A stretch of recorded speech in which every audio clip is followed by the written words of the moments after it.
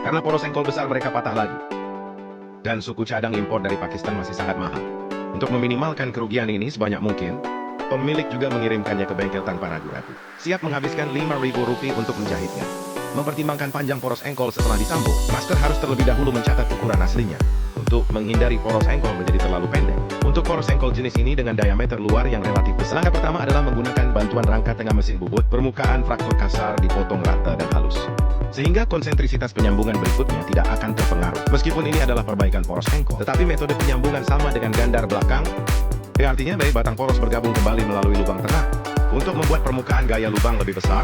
Bahkan setelah mengebor dengan bor besar, itu juga perlu diperluas dengan pisau lubang bagian dalam. Itu bisa menghilangkan sisa gerinda di dinding bagian dalam. Anda dapat membuat aperture sama dengan radius sumbu.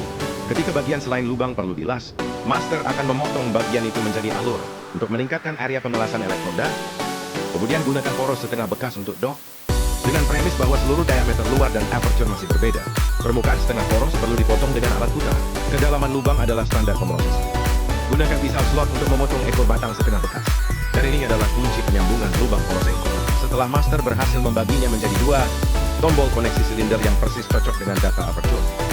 Gunakan kepala serigala untuk mengetuk sepenuhnya ke dasar lubang. Hanya drum berongga internal yang tidak akan mempengaruhi kekuatannya. Metode penyambungan yang konsisten tidak cukup kuat. Benang harus dikerjakan dengan mesin pada permukaan silinder melingkar yang disambung. Sambungan utas tidak akan terpengaruh.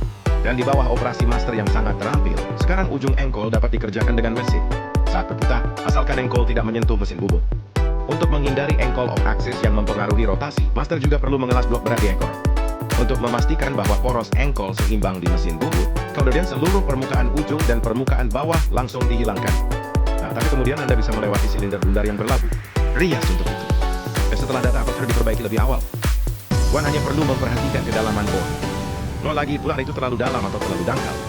Dan setelah wajah akhir bertepatan dengan tanda pada mata bor, kedalaman saat ini telah mencapai standar penyambungan.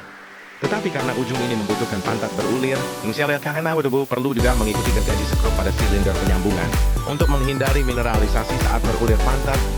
Dan setelah Tuan dengan cepat memproses crank end, poros sekarang dapat diputar dan disanggah. Meskipun utas yang disediakan untuk silinder penyambungan relatif panjang, tetapi utas internal tidak memiliki kartu apapun. Dan setelah alur di kedua ujungnya dipasang sepenuhnya, master juga perlu mengukur panjangnya setelah disambung dengan pita pengukur. Data dan konsentrisitas tidak terpengaruh.